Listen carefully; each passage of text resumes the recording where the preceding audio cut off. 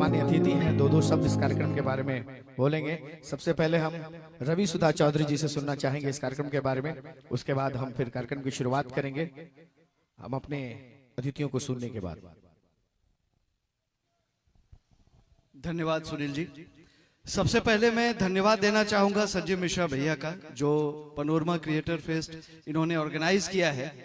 ऐसा मंच देना कलाकारों के लिए और टैलेंट्स के लिए बड़ी बात होती है, क्योंकि एक प्लेटफॉर्म मिलना क्रिएटर्स को, इन्फ्लुएंसर्स को और अपकमिंग टैलेंट्स को, ये अपने आप में एक उपलब्धि है। तो बहुत बहुत धन्यवाद संजय मिश्रा भैया। मैं चाहूंगा कि इनके लिए सबसे पहले एक जोरदार तालियां हो कि इस तरह का प्रोग्राम इन्होंने ऑर्गेनाइज किया, और साथ में ही ऑर्गेनाइजिंग टीम के जितने भी लोग हैं, सुनील सुमन जी हैं, रितेश जी हैं, और पनोरमा ग्रुप के जितने भी वर्कर्स हैं, उनको भी मैं धन्यवाद देना चाहूंगा कि कदम से कदम मिलाकर हमेशा संजीव भैया के इस तरह के इनिशिएटिव्स में वो साथ देते हैं। आज पूर्णिया और उसके सराउंडिंग्स के जितने भी क्रिएटर्स हैं, टैलेंट्स हैं, सबको देखकर खुशी होती है कि वो वाकई में अच्छा कर रहे हैं। और आज के इस डिजिटल युग में आप अपनी कैपेबिलिटी को और आप अपने टैलेंट को अच्छी तरीके से एक्सप्लोर कर रहे हैं। बस जरूरत है उस चीज को हमेशा निखारते रहने की, क्योंकि कभी भी लिमिटेशन में नहीं रहना है। ये एक बहुत बड़ा सिलेबस है और इसमें हमेशा निपुण होने की जरूरत है। सोशल मीडिया में आप लोग जितने कैपेबल हैं, इसमें आप समाज के लिए बहुत कुछ कर सकते हैं। किसी के चेहरे पर मुस्कान ला सकते हैं, किसी के जीवन में बदलाव ला सकते हैं, और किसी डूबे हुए को आप सहारा दे सकते हैं अपने कंटेंट के माध्यम से। इसलिए ये जो वर्ड है क्रिएटर और इन्फ्लुएंसर, इस वर्ड की इंपॉर्टेंस को समझने की जरूरत है। इसलिए कभी भी अपनी क्रिएटिविटी उस स्तर पर रखें जो कि हमेशा दूसरों को प्रभावित करे, आपके समाज के काम आए, और उससे आपको भी एक प्रसिद्धि मिले और आपके इमेज में एक ठहराव आए। तो हमेशा सीखते रहें और प्रसिद्धि को नमन करना सीखें, क्योंकि आप अगर कला को नमन करेंगे तो कला आपको नमन करेगी। हमेशा इसकी इंपॉर्टेंस को समझने की जरूरत है। दूसरी बात, सोशल मीडिया के युग में बहुत सारे क्रिएटर्स ऐसे हैं कि इसके होड़ में अपनी पढ़ाई ना छोड़ें, क्योंकि एजुकेटेड होना बहुत जरूरी है।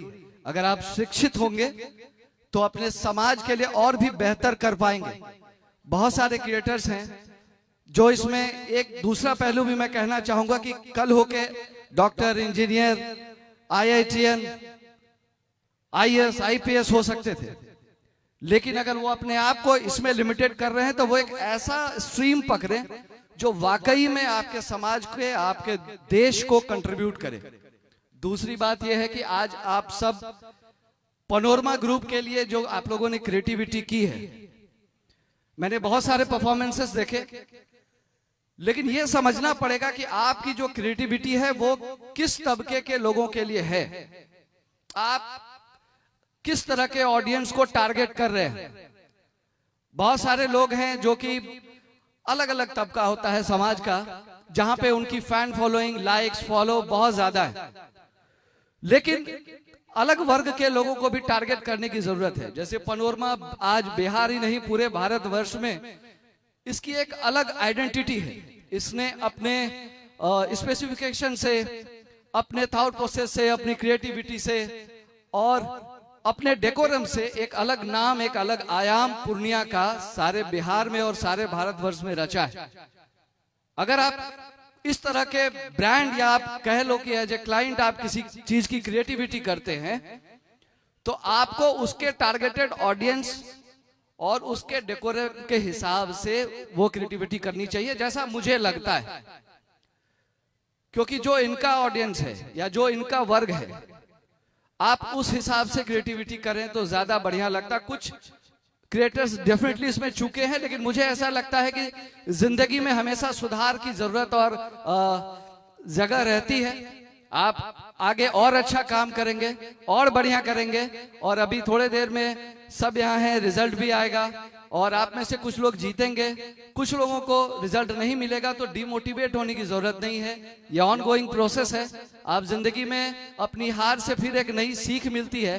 एटलीस्ट आप अगली बार जीरो से तो शुरुआत नहीं करेंगे। तो ये सबसे बड़ा पॉजिटिव पॉइंट होता है किसी भी कंपटीशन का, कि अगर कोई कंपटीटर जीता है तो उसमें क्या स्पेशलिटी है, क्या वो अलग किया है आपसे, और क्या वो रीजंस हैं जो उसको विनिंग पॉइंट तक लेके गए। इन चीजों को हमेशा ध्यान में रखना है। बाकी हम लोग अभी साथ हैं और एंजॉय करते हैं इस इवेंट को। Thank you.